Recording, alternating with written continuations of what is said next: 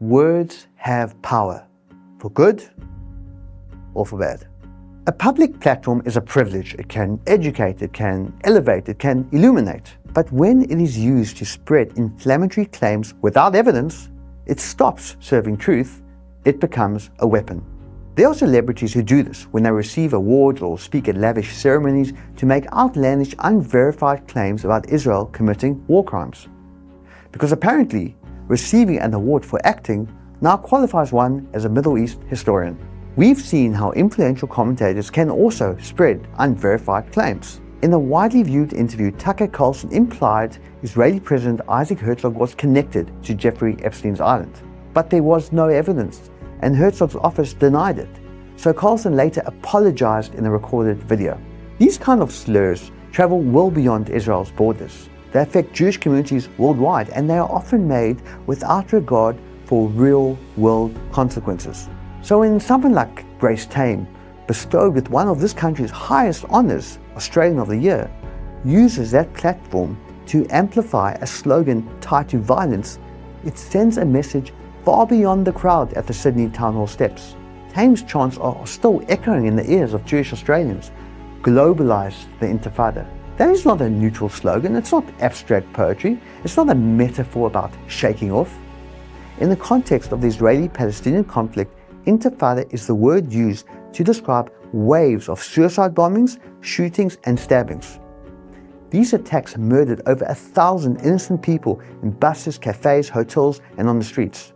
It is a word associated with children blown apart on their way to school, families murdered at dinner, pizzerias bombed, people gunned down in the streets, teenagers killed at music festivals. To call for that to be globalized, that's not protest, it's escalation. Now either the history is understood, which makes it reckless, or it isn't, which makes it irresponsible. Neither is harmless, because it dismisses the legitimate fears of Australian Jews, and it tells extremists that their language is acceptable. Now, criticism of Israeli government is legitimate, protest is legitimate, political disagreement is legitimate. But using slogans associated with violence against civilians, well, that's not policy critique, that's incitement. And we've seen how rhetoric tied to Intifada coincides with violence spilling into diaspora communities. Jews have been murdered from Washington, D.C. to Boulder, Colorado to Manchester in the UK, and of course on our own shores at Bondi Beach. Just last Friday night, while many in the Jewish community were observing the Sabbath over dinner with their family and friends, an individual used his utility truck to ram the gates of Brisbane synagogue.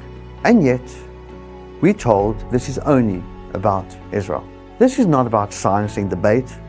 It's about understanding that words matter. And learning history from TikTok is not education, it's indoctrination.